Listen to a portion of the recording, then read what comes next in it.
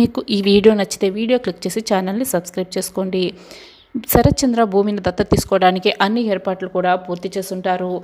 పంతులు గారు వచ్చి ఉంటారు. భూమి త్వరగా రా, దత్తత కార్యక్రమం కోసం టైం అవుతుంది అని చరణ్ అంటూ ఉంటాడు.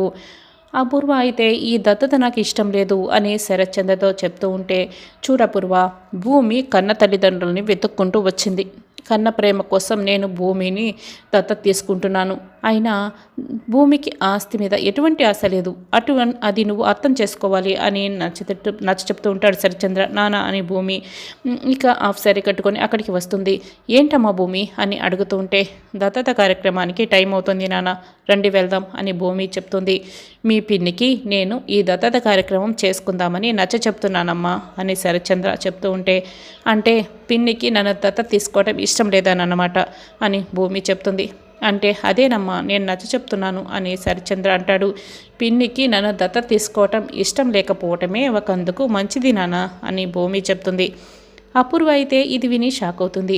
ఎందుకంటే ఇప్పుడు పిన్ని మీరు కూర్చొని నన్ను దత్తత తీసుకోవాలి, పిన్నికి ఇష్టం లేదు కాబట్టి శోభాచంద్ర అమ్మతో మీరు కలిసి నన్ను దత్తత తీసుకోండి నాన్న అని భూమి అంటుంది.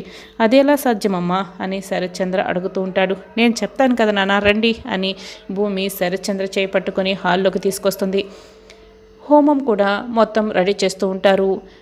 అప్పుడే ఇక శోభాచంద్ర ఫోటోని శరత్చంద్ర పక్కన పెడుతుంది. నాన్న, ఇప్పుడు మీకు అర్థమైందా? మీరు శోభాచంద్రమ్మ ఇద్దరు కలిపి నన్ను దత్తత తీసుకుంటారా నాన్న అని భూమి అడుగుతుంది. నువ్వు చాలా బాగా చెప్తున్నావమ్మా, అలాగే మేమిద్దరం కలిసి దత్తత తీసుకుంటాం అని శరత్చంద్ర దగ్గరుండి మరి శోభాచంద్ర ఫోటోకి బొట్టు పెడతాడు. భూమికి కూడా బొట్టు పెడుతూ ఉంటాడు. హోమం మొదలు పెడతారు. దత్తత కార్యక్రమాన్ని ఇక పంతులు గారు దగ్గరుండి మరీ చేపిస్తూ ఉంటారు. అపూర్వ భూమి అప్పుడే తన ఆట మొదలు పెట్టేసింది. ఇక నువ్వు అయిపోయావు అపూర్వ అని గోరింటాకు పిన్ని అపూర్వతో చెప్తూ ఉంటుంది. అపూర్వ అయితే ఆ దత్తత కార్యక్రమాన్ని చూస్తూ చాలా కోపంగా అరగిలిపోతూ ఉంటుంది.